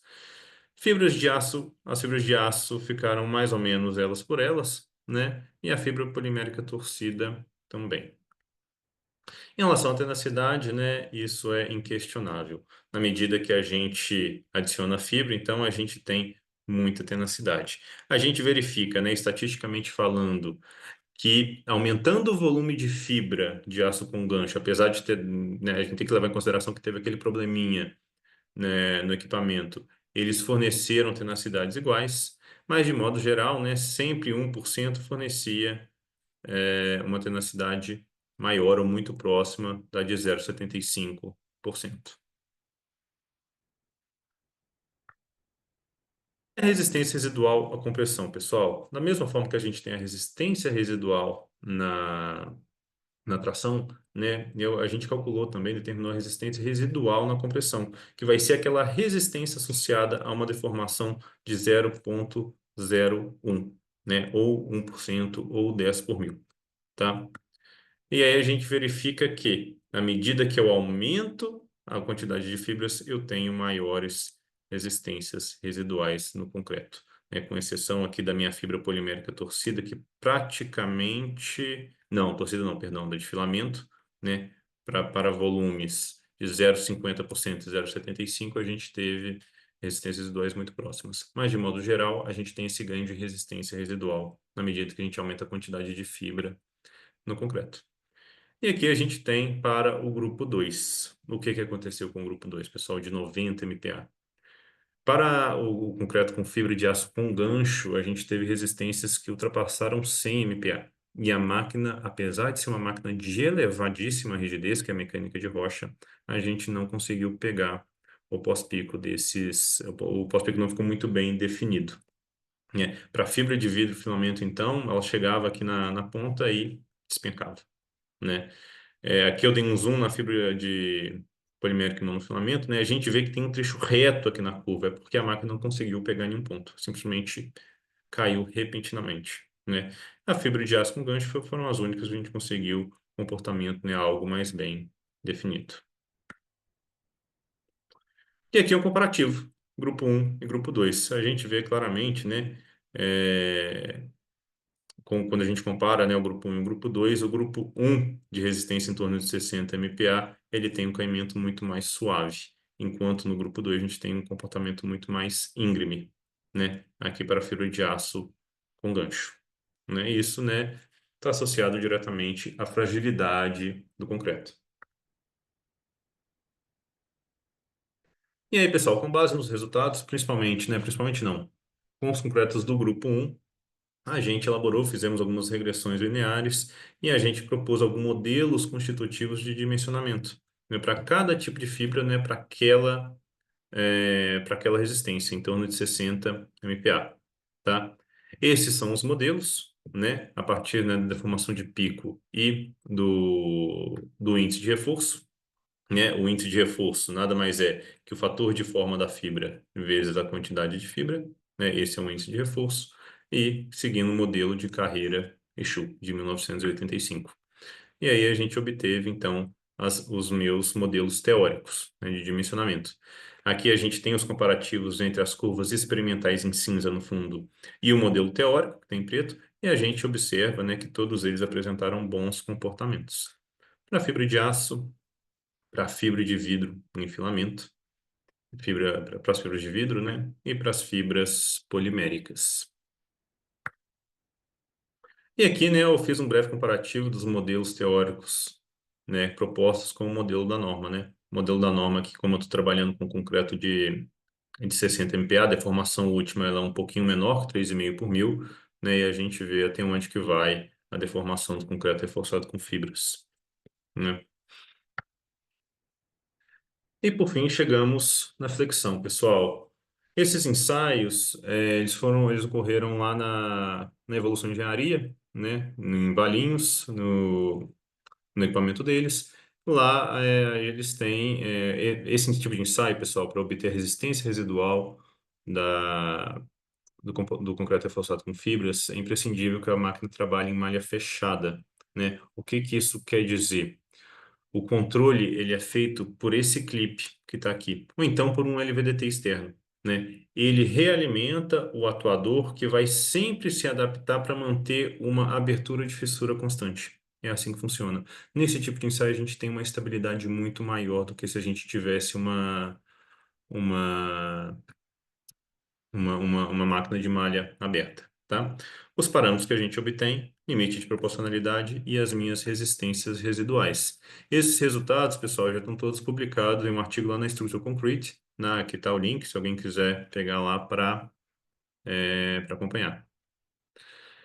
E aqui a gente consegue visualizar as curvas que a gente tem, tensão, abertura e fissura de forma análoga ao que a gente vê no comportamento com pressão. Na medida que a gente aumenta a quantidade de fibra, a gente tem um aumento também, né, na minha tenacidade, tá? E, consequentemente, nas minhas resistências residuais. Fibra de aço com gancho, fibra de vidro, fibra de aço corrugada. A gente aqui de cara consegue perceber que para as três curvas da fibra de aço com gancho, a gente tem um comportamento de hardening, né? Um CRF de alto desempenho, porque a tensão pós-pico, a tensão pós-fissuração é maior que a minha tensão de fissuração da matriz, né? Esse trecho aqui é um trecho de hardening. E isso não é o mesmo que aconteceu com fibra de aço corrugada. Para todos os três volumes, para o grupo 1, a gente teve comportamento de softening. Fibra de vidro filamentada, a gente também tivemos apenas comportamento de softening, uma diferença meio tímida entre as curvas, e na fibra de vidro pultrudada, né, ela teve bons desempenhos, né, inclusive para 1% de fibra a gente conseguiu ter um comportamento de hardening. As fibras poliméricas, né, uma característica muito nítida delas, né, após a matriz atingir a tensão de fissuração, ela tem uma queda no carregamento. Isso é em função do baixo módulo de elasticidade da fibra polimérica. Se não me engano, é algo em torno de 9 MPa, quando comparado com o módulo de elasticidade do concreto. Tá? Então, quando o carregamento ele é transferido da matriz para as fibras, tem essa queda no carregamento, né? E aí uma característica também muito marcante ela tem essa queda e aí mantém praticamente um platô constante. A fibra polimérica monofilada, ela tem um leve aumento aqui ainda, mas depois ela pega e começa a cair. Enquanto a polimérica torcida, ela mantém quase que um platô constante aqui. A tenacidade, né? A tenacidade é questionável, né? A gente tem um aumento nítido da tenacidade à medida que a gente aumenta a quantidade de fibra, né? Isso aí é muito nítido pelos resultados, né? A tenacidade, ela foi computada até a abertura até o CMOD 3, né, de 2,5 milímetros, como a área sobre a curva. E aqui, né, também é mostrando a influência do que eu estava falando anteriormente, né, a gente tem comportamento de hardening aqui na fibra de aço com gancho com 1%, e a gente tem uma mudança de comportamento no concreto com fibra de vidro pultrudada, né, de 0,50 para 1%. Né, a gente tem comportamento de softening para hardening. Limite de proporcionalidade, pessoal, né, também dito como a tensão de fissuração da matriz, né, a gente verifica que a adição de fibras pouco influenciou o limite de proporcionalidade, né? A maioria das colunas aqui tem a mesma letrinha, indicando que não há diferenças significativas, com exceção da fibra polimérica monofilar e da fibra de aço com gancho, né? O que que isso quer dizer? O limite de proporcionalidade, pessoal, ele é controlado apenas pela matriz de concreto, né? O que é de se esperar, né? Se é quando a matriz de concreto atinge a resistência máxima de fissuração, então as fibras só vão atuar após esse ponto. As resistências residuais, né? Também a gente foi feita essa análise estatística, a gente vê também na medida que a gente aumenta o teor de fibras para todos os tipos de fibra, a gente tem esse aumento, esse tem um aumento em FR1, né? É, para a fibra de vidro pultrudada, não foi expressivo a diferença entre eles, né? Fibra de aço com gancho de 0,75 para 1% também não foi expressivo. Para a fibra de vidro filamentada de 0,5% para 0,75, né? Quando adicionei mais fibra, não teve uma diferença significativa nesse parâmetro.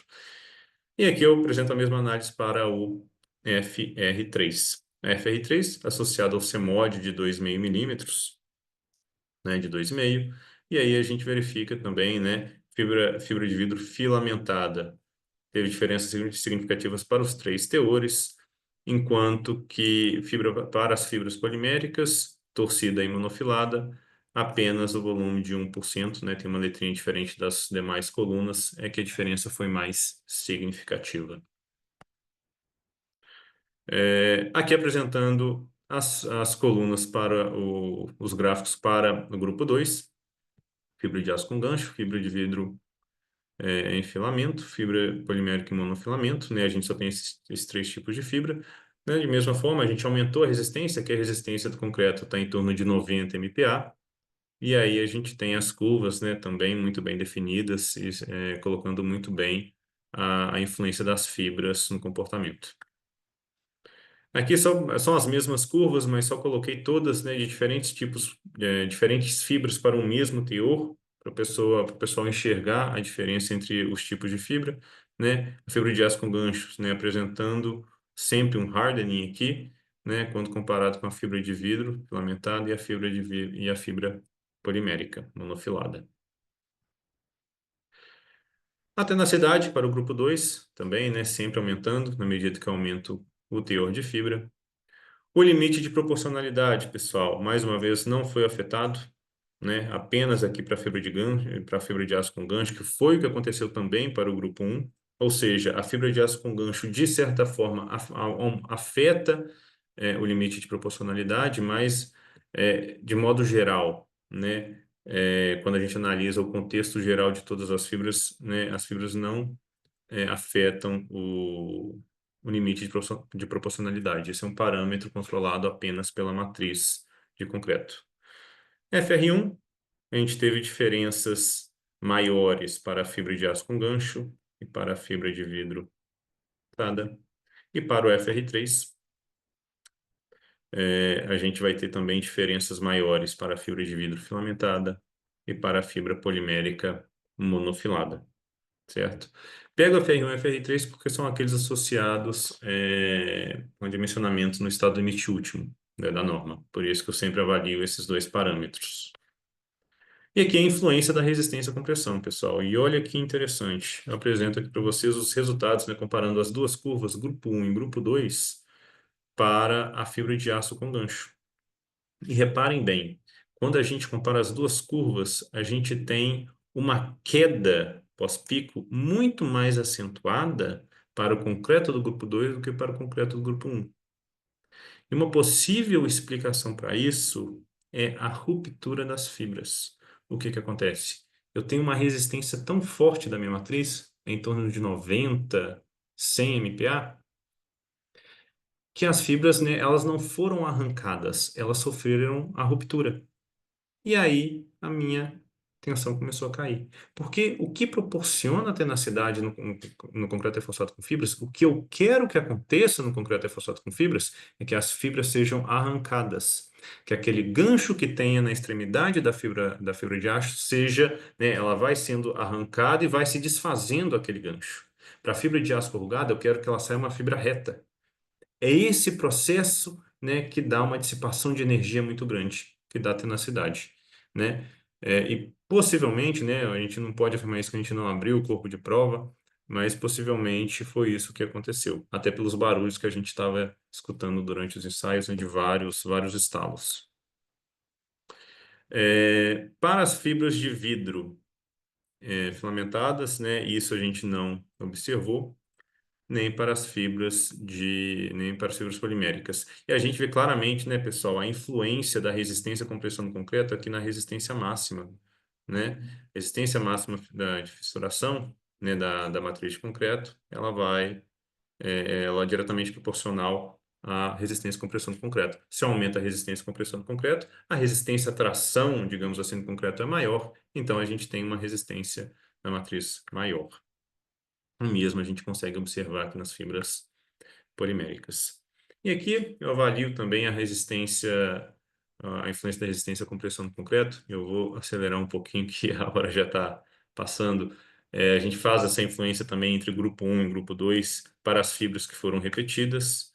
É, Mais uma vez aqui, a gente fez aqui, né, para o limite de proporcionalidade, então, né, a análise estatística consegue mostrar claramente a influência da resistência à compressão do concreto no limite de proporcionalidade. Esse limite de proporcionalidade, pessoal, que eu falo, é a resistência da matriz da fissuração, né, aquela tensão associada ao surgimento da primeira fissura, e a gente vê que todos eles, a gente tem letrinhas diferentes. O que que isso quer dizer? São significativamente diferentes, com exceção da fibra de aço com gancho 0,5%. Então, a gente pode afirmar que o limite de proporcionalidade ele é sim controlado pela matriz de concreto. Em relação ao FR1, a gente vê que não tem a resistência à compressão do concreto não afetou os valores de FR1, né, para fibra de aço com gancho e para fibra polimérica. Para fibra de vidro filamentada teve pequenas influências. E aqui a gente repara que o FR3 ele caiu para a fibra de aço com gancho, possivelmente devido a uma ruptura das fibras, né? E essa matriz de concreto de aço com gancho foi o UFC que chegou mais alto, né? Ultrapassou 100 MPa, né? E aí afetou significativamente o resultado do FR3. E aí, pessoal, esse aí que é o ponto-chave na pesquisa que eu queria chegar até esse ponto. A NBR 16935, né, seguindo as diretrizes do Model CUD, ele impõe algumas condições para que a gente utilize as fibras em aplicações estruturais, né? Seja como armadura complementar, né? Seja como substituição parcial ou total da armadura transversal, impõe essas duas impõe essas duas equações aqui, né? E o que que eu fiz? A gente pegou e avaliou qual desses traços passava, né, satisfazia essas duas equações. E aqui a gente tem para o grupo 1, né, essa linha pontilhada, né, é o limite, então todos que estavam acima dele, né, podem ser aplicados, né? Tem que satisfazer as duas ao mesmo tempo, é importante dizer isso. Todos que estão acima, né, podem ser aplicados, né? Então, a gente vê que a fibra polimérica torcida não passou, não pode ser aplicada. A gente vê que a fibra polimérica monofilada, apenas a polimérica com 1%, pode ser utilizada. Fibra de vidro pultrudada nos três teores. A fibra de vidro filamentada não pode ser utilizada. A fibra de aço corrugada, pessoal, apenas em teores a partir de 0,75%. E a fibra de aço com gancho nos três teores. Isso para o grupo 1, de 60 MPa de resistência à compressão. E aí veio uma contradição quando a gente analisa o grupo 2. Olha só o que está acontecendo, pessoal.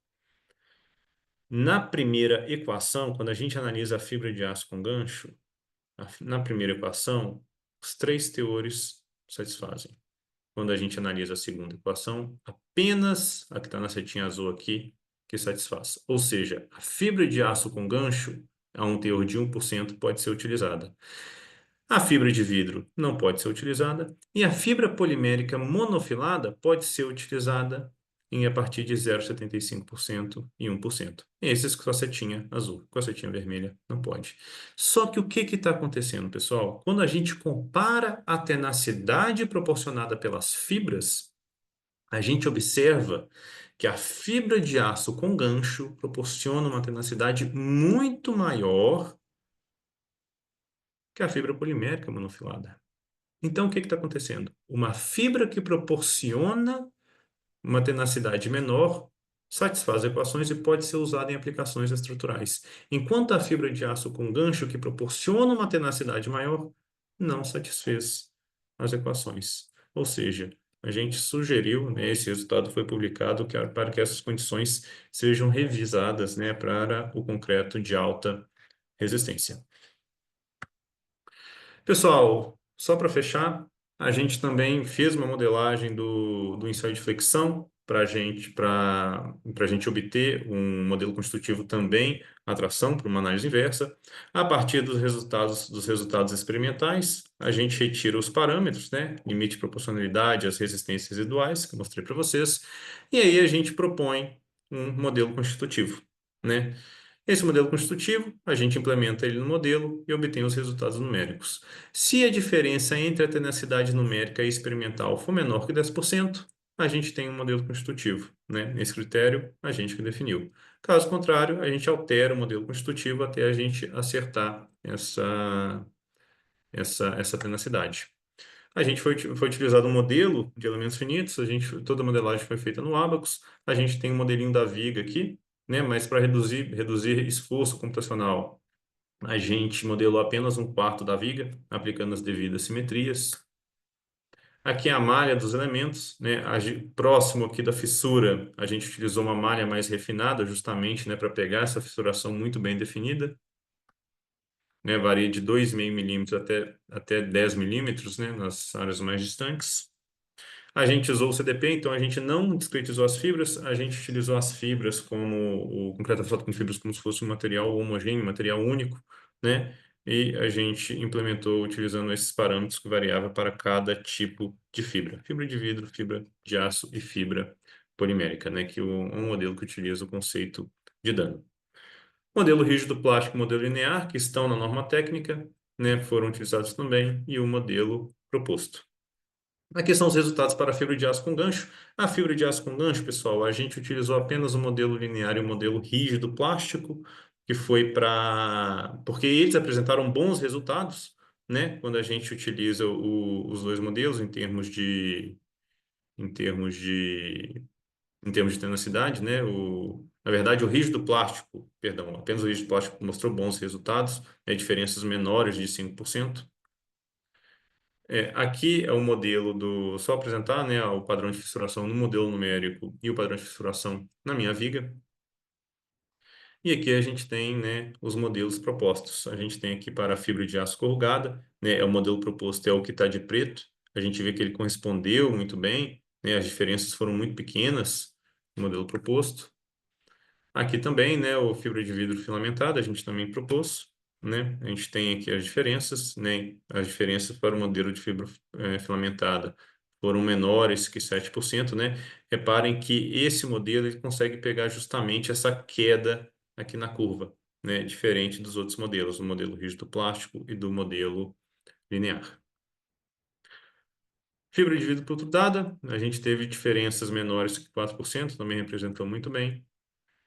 A fibra polimérica, né, a gente destaca mais uma vez essa queda aqui que o modelo proposto conseguiu pegar, né, para as três frações volumétricas e para a fibra polimérica torcida, né, com diferenças muito boas, né, menores que 2%. E aqui ficaram os modelos constitutivos, né? que que estão para sair em uma publicação também, né? Fibra de vidro filamentada, fibra de aço corrugada, fibra de vidro pultrudada e para as fibras poliméricas. Pessoal, é isso. Acabei me prolongando um pouco mais do que eu imaginei. Espero que espero que vocês tenham gostado aí do assunto. É um assunto bem específico. Mas é isso. Eu agradeço mais uma vez o convite, a Delson, a Bessie. Ok, Ricardo, muito bom. A gente, como tinha programado antes, vai dar uma pesquisada aqui no chat para ver se tem perguntas, né, para você sobre a explanação. E a gente vai também ter a oportunidade de colocar as observações, né, que os presentes foram disponibilizando aí no chat. E assim como eu sempre procuro abrir com alguma pergunta, né, para poder ter aquela iniciativa da pergunta já ficar lá disponibilizada e o pessoal poder ir seguindo também. Mas essa pergunta que eu fiz a você aqui, na primeira pergunta que eu fiz, ela estava falando sobre a partir de quando é considerado o concreto de alto desempenho, né? E aí eu vi que você Uhum. respondeu que a partir de 55 MPa, isso foi logo no início, né?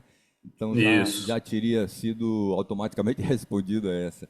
Mas uma outra pergunta que eu coloquei também em seguida foi se você acha que é comprovado se a utilização de superplastificantes e de silicativa na produção do concreto de alto desempenho, se esses componentes aí encarecem muito ao preço do concreto de alto desempenho.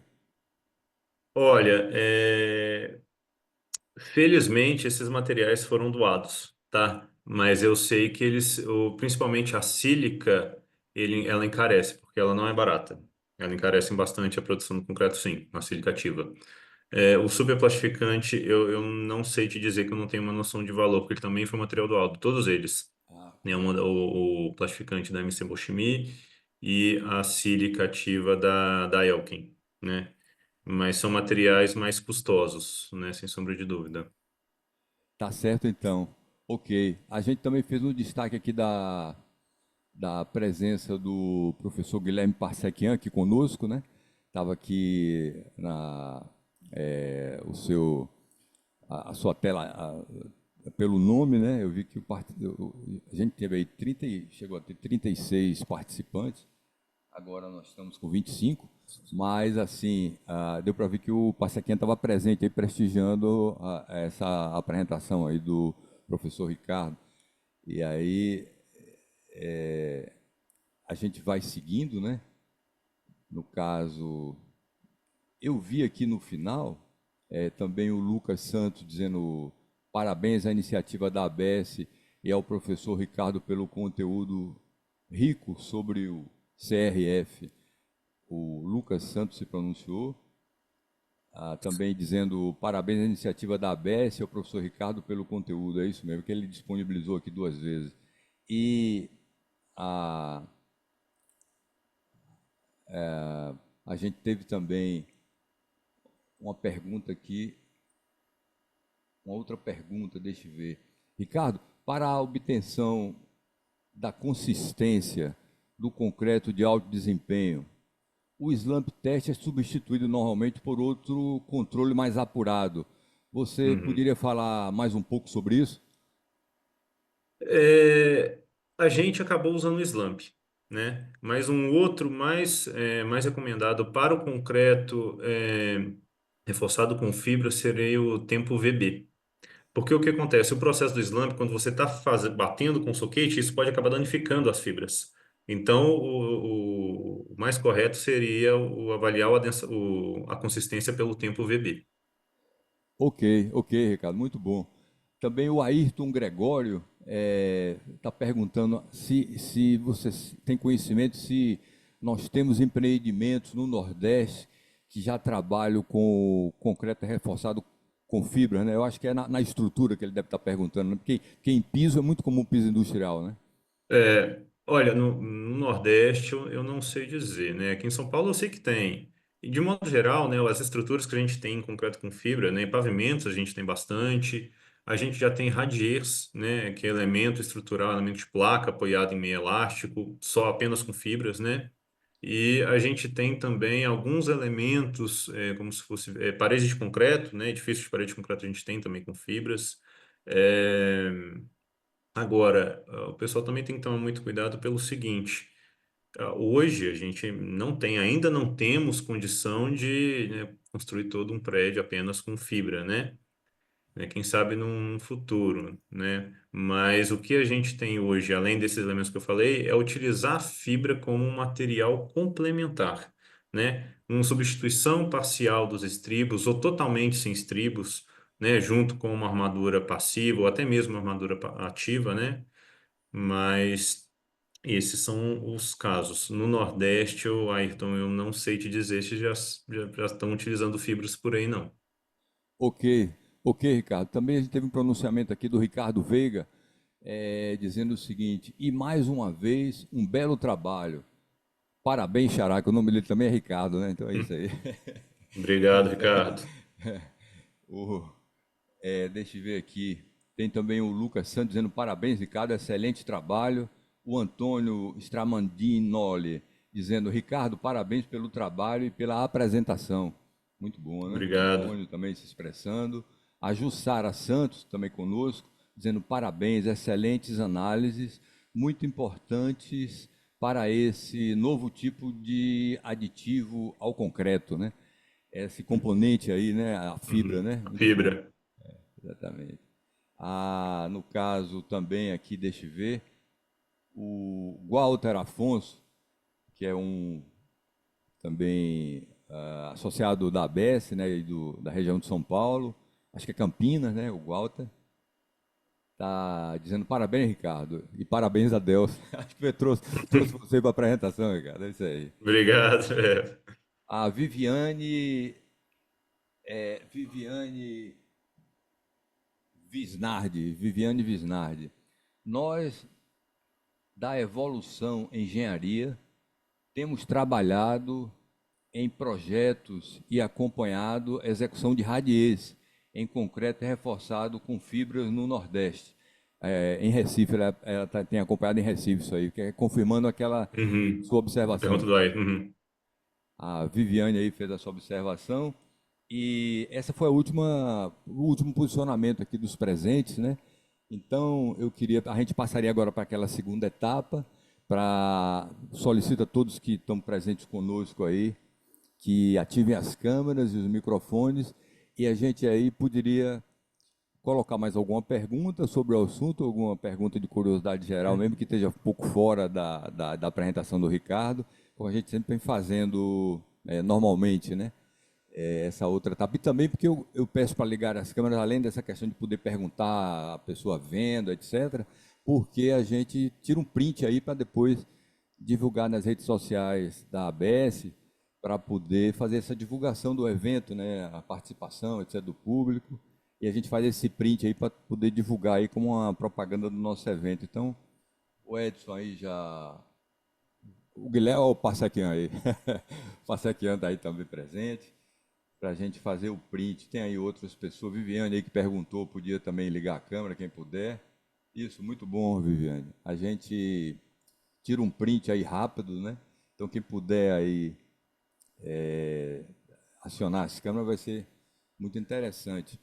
E a Rosana aí conosco na divulgação, né? Do setor aí de relações públicas aí, de publicidade da ABS, sempre nos apoiando na divulgação dos eventos, né? Está sempre conosco aí na divulgação das redes sociais da ABS, no Facebook, Instagram, né? E acho que também no LinkedIn, né? Disponibiliza lá esse convite aí para o pessoal participar. E também eu queria destacar esse emblema, né, que ficou assim colocado nesse vídeo institucional da ABS, né? Esse aqui é o que a gente sempre procura, essa interação com os colegas aí de todo o Brasil, porque é como diz o lema, né? Juntos encontramos melhores soluções.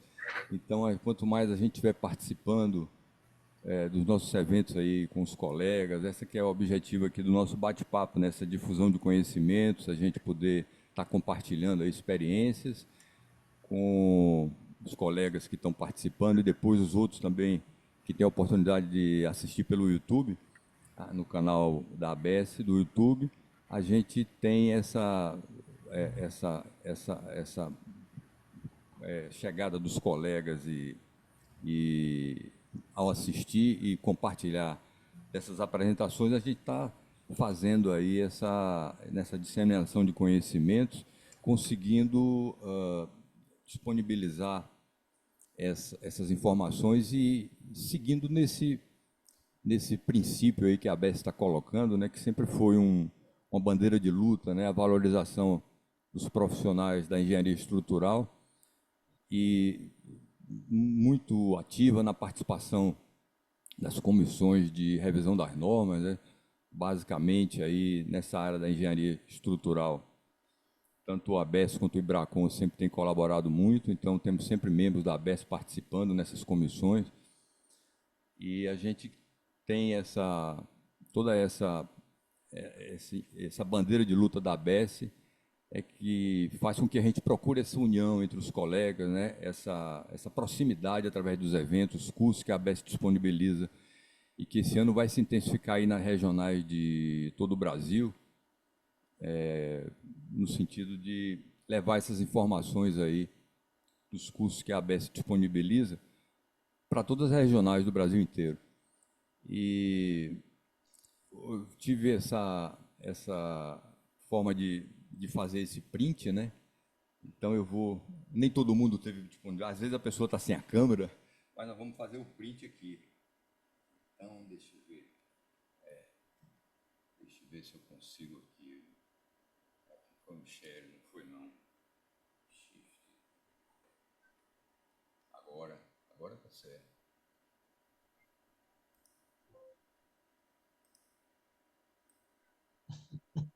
A Rosana também sabe tirar. Vamos tirar, Rosana, para você depois mandar para mim. Se o meu não ficar bom, né? Eu já tirei aí. Então, Ricardo, essa parte aí que você apresentou para a gente, né? Você mostrou tanto o concreto usual, né? O concreto que não é de alta resistência. Você teve a oportunidade de trabalhar na sua pesquisa tanto com concreto também de alta resistência e comparar esses resultados que você foi obtendo nos seus estudos aí de laboratório, o comportamento, né? O concreto usual com fibras e o concreto de alta resistência com fibras. Assim, o que lhe chamou mais atenção sobre essa questão de desempenho para poder a gente utilizar aproveitando os seus resultados, né? O que lhe chamou mais atenção que há de diferença entre de alto desempenho com fibras e o concreto usual com fibras? O que você achou? O Adelson, só uma correção. Na verdade, eu não trabalhei com concreto convencional. Eu trabalhei com. Os dois são concreto de alta resistência, né? Eu trabalhei com um de 60 MPa e um de 90 MPa. Trabalhei com duas classes do concreto de alta resistência. Ah, certo, é verdade, é isso mesmo. Mas aí, no caso, você Mas, conseguiu mas notar teve diferenças diferença. significativas? Quer dizer, aumentando essa Sim, resistência aí do concreto, isso. houve outros E, resultados, né? o que acontece, né? O mecanismo principal do concreto reforçado com fibras, né? O ganho que a gente tem de tenacidade, de ductilidade, de absorção de energia, é justamente quando a fibra ela é arrancada da matriz, certo?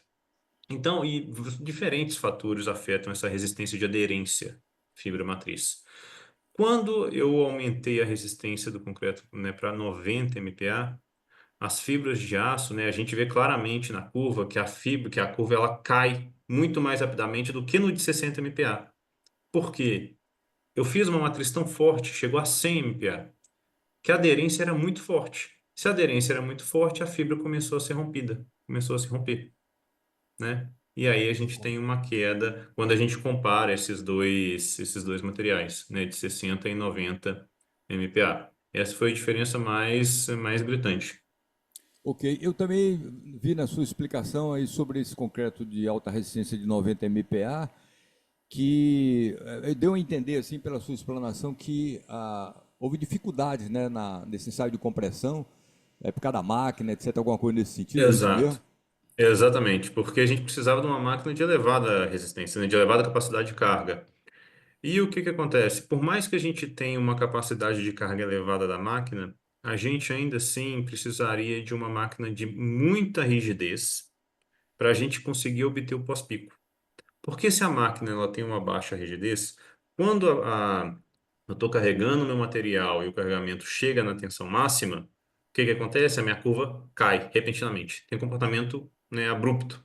Por quê? A máquina tem que ser rígida o suficiente para absorver essa energia durante o carregamento e não transferir de volta para o corpo de prova. Ela tem que absorver essa energia, né, e se dissipar. Porque senão, o que acontece? Eu não consigo obter o comportamento do material muito bem definido. Entendeu? Então eu tinha que alinhar essas duas coisas, uma máquina com elevada capacidade de carga, para o concreto de 90 MPa, e com uma elevada rigidez. Né? E aí eu consegui isso só com mecânica de rocha, que aí a gente tem rocha de, né, 100, 200 MPa, né? Não sei. Aí foi assim que eu consegui. A gente utilizou uma máquina da USP e uma máquina da UFMG. Tá, nesse Adelson, caso aí, pois não, Antônio, pode falar. será que eu podia fazer uma pergunta para o Claro, pô, Ricardo? claro. É sua vez aí, pode falar, Antônio. Ricardo, eu vi que os ensaios aí com as fibras, e na primeira, no grupo um teu aí, que é 60 MPa, os resultados me pareceram melhores, assim, com a fibra. Uhum. Isso aí pode ser estendido para concreto, por exemplo, deve secar 50 ou 40? Você diz no seguinte, no sentido de 40 ser melhor do que o de 60, do Não, que o de 50, 60 ou não? veja, o Você- importante aí é aquela curva tendo aparecendo hardware, certo? E Certo, esse foi perfeito. mais acentuado no grupo um, que é FCK. Uhum, Certo? sim. Isso aí poderia acontecer também para FCK 40 ou 50? Eu acredito que sim, o Antônio, eu acredito que sim. O FCK desse grupo um em torno de 60, né? Uns subiram um pouquinho, 65, teve uns que chegaram a 69, mas eu acho que isso pode ocorrer sim num concreto de 40, 50 MPa, sim. Isso Uhum. depende, claro, depende das propriedades da matriz cimentícia, da matriz de concreto, mas isso também depende dos parâmetros da fibra, né? Da aderência, principalmente. Mas eu acredito que pode acontecer sim. A outra pergunta é, pela tua apresentação aí, me pareceu que a fibra de aço com um gancho parece ser mais eficiente. Não sei se eu estou certo. Em termos de tenacidade, sim. Em termos de Sim. tenacidade, sim. Ou seja, se é o principal benefício, ela foi a que mais apresentou a maior tenacidade. Foi a de Uhum. aço com gancho. Agora, quando a gente analisa o grupo 2, eu não estou com os dados de cabeça agora, ela deve ter apresentado a maior tenacidade também, só que ela acabou sofrendo alguma ruptura, me parece, Uhum. no grupo Sim, 2. Tanto é que ela deu um caimento exato. mais Uhum. mais íngreme. Mas, assim, do grupo um pode-se afirmar claramente que ela obteve o melhor desempenho. Agora, em termos de custo, por exemplo, entre essas fibras, qual que seria, como que em ordem assim, de mais cara para menos, para mais barata, qual seria a sequência? Olha, em termos de custo, eu não sei te precisar, porque esses materiais foram doados, tá? Aham, Mas o que eu posso te falar, Antônio, é o seguinte, falando de custo, né? A fibra de vidro pultrudada ela ainda estava sendo desenvolvida, então ela ainda, salvo engano, ela ainda nem estava sendo comercializada, não sei como está hoje, que ela apresentou um desempenho muito bom, a fibra de vidro pultrudada. O ganho que você vai ter de aham, custo, né? A gente sabe que a fibra tem um custo, a gente sabe que não são baratas as fibras, mas embora ela pode ser ainda até que seja um pouco mais cara que o aço convencional do concreto armado, mas o ganho você vai ter na velocidade de execução. É o que eu estava lendo hoje, né? Ao invés de você ficar lá posicionando a armadura, montando tudo, tendo um armador e montando toda a tua armação da tua viga, né, que uhum, seja, né, tô falando de uma viga, você colocar isso tudo no caminhão, que seja numa betoneira, as fibras e misturar como se fosse um único material e simplesmente chegar e moldar, é um ganho muito grande, uhum. né? Então, esse é o ganho que eu vejo. Mas agora, sim, como os materiais foram doados, de preço, eu não sei te falar, Tá. Antônio. Não, mas tudo bem. Era isso, então. Eu agradeço imensamente a tua atenção. Tá? O- Obrigado. Ok, Obrigado, Antônio, Antônio. muito boa a sua participação. O Antônio sempre está aqui conosco aí nos vários eventos aí do bate-papo. E uma curiosidade também que eu tenho, Ricardo, é sobre essa questão da tenacidade. Se esses resultados favoráveis que deram aí na tenacidade dos concretos aí que você teve a oportunidade de trabalhar na sua dissertação, se essa questão da tenacidade indicaria essa utilização do concreto com fibras em qual tipo de aplicação, né? Seria para pisos industriais? O que é que você considera assim mais significativo? Não, olha, assim, quando a gente pega, eu estudei o concreto de alta resistência, né? Então, Certo. assim, seria aplicações realmente que exigem uma resistência maior do elemento estrutural, né? Seja assim, até bases de pilares, é, preenchimento de viaduto, de tabuleiro, alguma coisa desse Ah, tipo, certo. que é uma resistência maior, né? Mas e justamente por isso, né? É justamente por essa elevada tenacidade que as fibras proporcionam que a gente tem um ganho. Essa tenacidade, né, ela é o principal benefício da fibra, não tenho dúvida disso, Sim, sim. né? A capacidade de absorção de energia. Só que isso, a tenacidade, né? Antigamente o pessoal nem sabia como medir o que era isso, né? O pessoal, né, igual eu falei no início, o pessoal ensaiava viga, colocava um monte de saco de areia em cima de uma viga e pegava a resistência máxima. Colocava mais fibra, colocava um monte de saco e dava a mesma resistência. Né? Mas não é esse o propósito da fibra, não é aumentar a resistência. Você pode chegar sim nesse aumento de resistência com o hardening, mas o aumento de resistência não é tão expressivo dessa forma. O principal ganho é a tenacidade. Naquela época não tinha equipamento para isso, não tinha o conhecimento científico necessário para avaliar esse ganho que a gente tinha com a fibra, né? Aí, a partir de 1960, com o avanço dos estudos, dos equipamentos, a gente conseguiu, né, pegar esse ganho. Então, enfim, eu estou fugindo, mas respondendo a sua pergunta, seriam mais ou menos para Tá bom. para esses pontos, principalmente no campo de alta resistência. Assim, para piso, acho que não, porque a gente está falando de 60, 80 MPa, É, né? certo, Muito certo. elevado. Mas no caso aí, com essas conclusões que você chegou, em função dessa queda brusca aí dos resultados, a partir de um certo limite lá nos gráficos, etc., que caiu bruscamente, né, aquilo que você estava analisando nos gráficos, se pode dizer que o ideal para a utilização seria de alta resistência, seria para seguir esse resultado que você obteve, o melhor seria utilizar concreto de alta resistência até 60 MPa? Você diria isso? Hum, isso eu acho que é muito relativo. O Adelson, porque eu acho que depende de cada aplicação, entendeu? Você pode ter aplicações sim de 80 MPa. A gente tem um concreto de ultra alto desempenho que chega a 150 MPa, 100, né, 140 MPa, e tem fibras de aço nele incorporada, né? É um outro material e tal, um comportamento um pouquinho diferente, mas assim, cada aplicação vai ter a sua especificação, né? O que eu encontrei, assim, eu fui realmente avaliar as fibras no concreto de alta resistência, como é o comportamento mecânico disso. E a gente viu algumas diferencinhas por 60 e 90 MPa, né, porque chegou até uns 100 MPa na fibra de aço, né, a fibra se rompeu, não proporcionou a tenacidade que a gente esperava que proporcionasse no de 60, mas aí cada aplicação que vai especificar a resistência ou a fibra que tem que ser utilizada. Ok, certo. Então, de uma forma geral, não se pode generalizar, né? Tem que ser coisa assim, Não. direcionada e específica. Nunca, Isso é que é importante. nunca, não pode generalizar.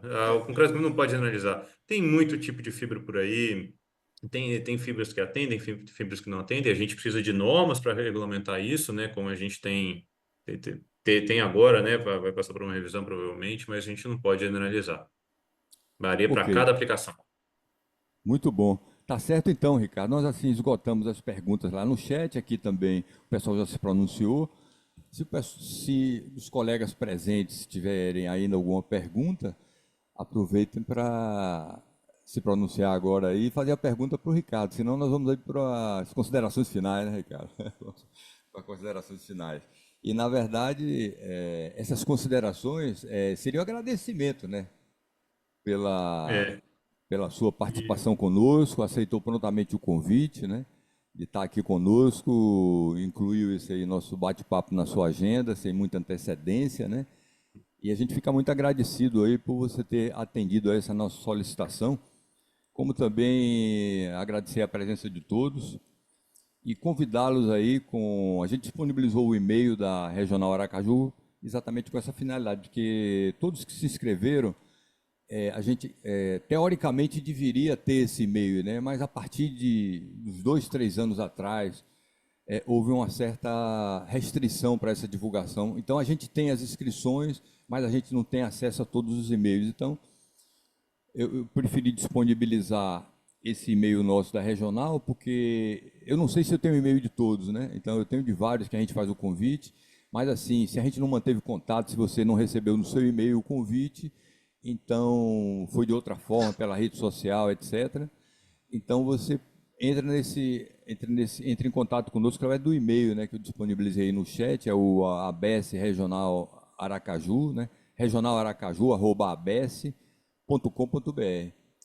regionalaracaju@abs.com.br, entre em contato conosco. Inclusive também eu coloquei aí no chat que a gente tem um grupo de WhatsApp, quem quiser participar também disponibiliza o telefone de celular e a gente inclui aí no nosso grupo de WhatsApp da ABS Regional Aracaju.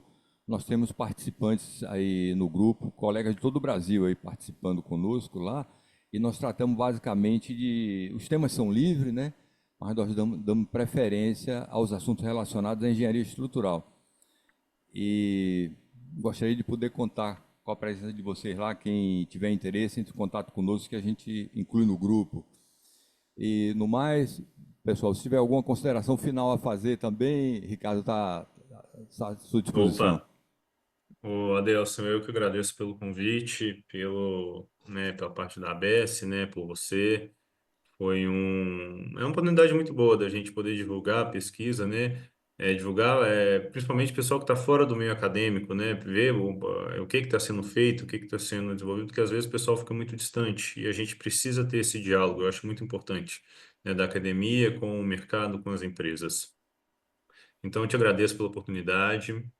E eu faço um agradecimento, né? Não podia deixar de citar aqui que esse trabalho também só foi possível graças aos meus orientadores, professor Guilherme Passequian, professor Marco Carlos, não sei se o Marco está por aí, né? E também de todos os fornecedores, né? A gente recebeu doação de todos os fornecedores das fibras, né? Tem todos citados lá na minha tese, né? O da MC, da Elken, Viapol, enfim, dos fornecedores, pelos materiais e é isso. Muito obrigado aí pela oportunidade. Espero que tenha sido uma contribuição aí para o pessoal. Ok, Ricardo. Pessoal, a gente tem toda essa participação nossa aqui. Nós começamos agora o ano de 2025 já com 2 eventos, né? O primeiro foi em janeiro, com a engenheira Karine Leis dos Estados Unidos, né, falando sobre proteção, o que é utilizado lá nos Estados Unidos sobre proteção, as licenças que são necessárias, a forma que isso é aplicado lá nos Estados Unidos. Agora nós tivemos aqui esse assunto sobre concreto de alta resistência com fibras, aqui com o professor Ricardo, e temos uma extensa programação aí, e vou convidando vocês a contento, né, a tempo de todo mundo poder participar do evento, que deve ser também, como sempre, na última quarta-feira do mês de março. A gente vai entrando em contato. Eu queria agradecer a presença de todos, né, a participação do professor Ricardo conosco, e desejar a vocês uma boa noite e até uma próxima oportunidade, pessoal, se Deus quiser. Grande abraço. Obrigado, Adelson. Tchau, tchau. Tchau, tchau, pessoal. Abraço.